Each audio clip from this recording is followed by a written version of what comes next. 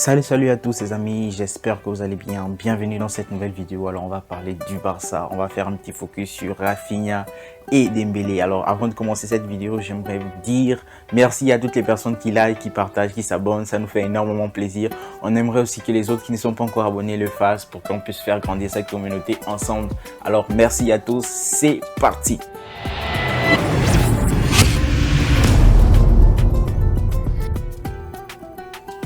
Alors les amis, le mercato du Barça était fou. Voilà, auteur vraiment d'un mercato fantastique XXL. En cette période estivale, le Barça se retrouve avec des problèmes de riches à presque tous les postes, en particulier en attaque. Donc en attaque, l'attaque est compliquée. Donc aujourd'hui, on va parler de Rafinha et Dembélé. Rafinha et Dembélé qui sont des joueurs amenés soit à jouer ensemble, soit à s'opposer. Qui va partir titulaire? C'est la question que tout le monde se pose.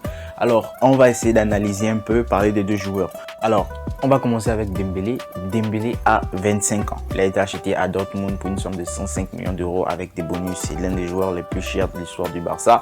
Dembélé a prolongé son contrat de 2 ans, donc il est lié au Barça jusqu'en 2024. Ça, c'est Dembélé. Maintenant, voyons un peu au niveau statistique. Au niveau statistique, ça donne quoi? C'est 221 matchs, voilà, pour 52 buts. Et 56 passes décisives, ça c'est avec les clubs, on va dire ça comme ça, donc Rennes, Dortmund et le Barça.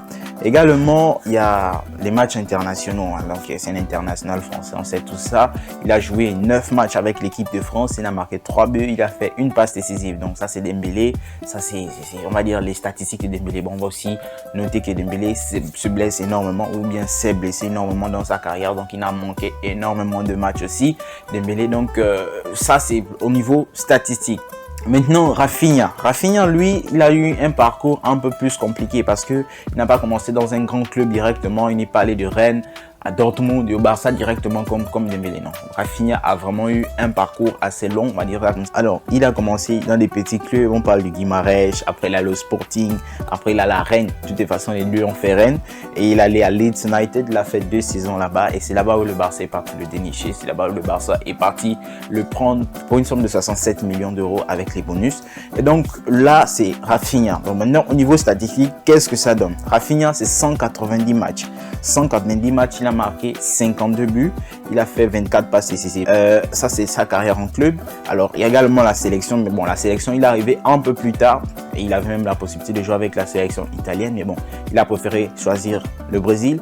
Il est arrivé un peu plus tard, donc il a joué 9 matchs, il a marqué 3 buts, il a donné 2 passes décisives. Donc vraiment, ce sont pas des statistiques ouf, on va dire ça comme ça. Ce sont des joueurs qui ne marquent pas énormément, qui ne font pas énormément de passes décisives. Bon, on va aussi dire que ce sont des jeunes joueurs.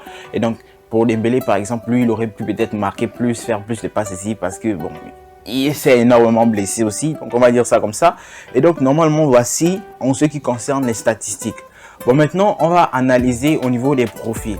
Dembélé, c'est plus un ailier, on va dire, dans ceux qui demandent Xavi, on va dire ça comme ça, un ailier qui colle la ligne, qui est capable de tirer la défense adverse, qui est capable de créer le décalage, qui est capable de créer des déséquilibres dans la défense adverse en un dribble, en 3 cassés et de faire des passes décisives et de marquer des buts également. Donc Dembélé, on sait tous, par exemple la saison dernière que c'était pas le but, c'était pas trop son fort. Mais par contre, les passes décisives, c'était vraiment, on va dire, l'une de ses forces. Il s'est transformé en distributeur agréé de passes décisives. Donc, Dembélé, aujourd'hui, je pense que si on joue par exemple contre une défense reculée, où on a besoin de tirer cette défense-là, créer des espaces, on va dire ça comme ça, entre les défenseurs ou la première ou la deuxième ligne défensive et le gardien de but, on peut directement prendre Dembélé, on va dire, comme titulaire pour apporter ces déséquilibres-là, pour apporter ces tirements-là, on va dire ça comme ça. Donc Dembélé, et il a une force, hein. Il peut jouer à droite comme à gauche et il tire de 2 pieds, donc c'est vraiment une force pour lui. Alors par contre, Rafinha, lui, c'est plus un joueur au niveau de la finition. Je pense que Rafinha a une meilleure finition que Dembélé. Bon, on a vu Dembélé a marqué quelques buts durant cette pré-saison, mais normalement Dembélé, Rafinha a une très bonne finition par rapport à Dembélé. Rafinha marque plus et Rafinha a ça, pour sa décharge, Rafinha était dans des petits clubs et malgré qu'il était dans des petits clubs, il a quand même performé là-bas. C'est ce qui a permis à ce que le Barça aille le chercher. Donc normalement Rafinha, par exemple, lui, son profil c'est quoi? Lorsqu'il joue à droite, c'est un mec qui ne va pas coller la ligne. En fait, lui, c'est plus un gaucher et donc à chaque fois qu'il a le ballon, il essaie d'entrer. On va dire un peu comme Messi, mais bon, toute proportion gardée pour Messi. Donc on va dire ça comme ça. Donc à chaque chaque fois il essaie d'entrer dans la densité au niveau de l'axe, alors que Dembélé lui il passe sur les côtés généralement pour faire des centres, peut-être pour dribbler également. Donc Rafinha c'est plus un joueur axial, on va dire ça comme ça. Donc à chaque fois il quitte son côté pour entrer dans l'axe. Entrer dans l'axe, on a même vu comme ça, c'était lors du premier but face à Miami où il était rentré dans l'axe, il a fait une passe et il y avait je me rappelle plus qui, Aubameyang qui avait marqué si je ne me trompe pas. Et donc normalement voici les profils des deux joueurs. Et donc aujourd'hui on se pose la question parce que les deux joueurs ont fait des très bonnes performances lors de la pré-saison.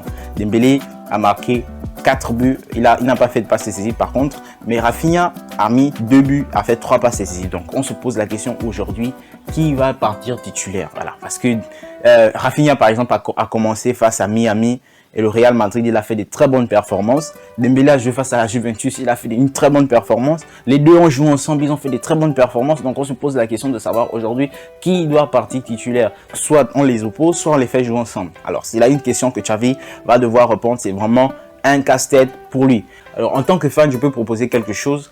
Normalement, Dembélé et Rafinha, moi je voudrais qu'ils puissent s'opposer, on va dire ça comme ça, créer une véritable concurrence entre les deux parce que la concurrence ça rend meilleur, la concurrence ça permet de booster l'un et l'autre, on va dire ça comme ça. Et normalement si tout se passe bien, ça va faire en sorte que si l'un n'est pas en forme, l'autre peut apporter quelque chose. Et là ça c'est si le côté gauche du Barça répond. Donc le côté gauche du Barça, on sait que c'est Fati et Ferran Torres.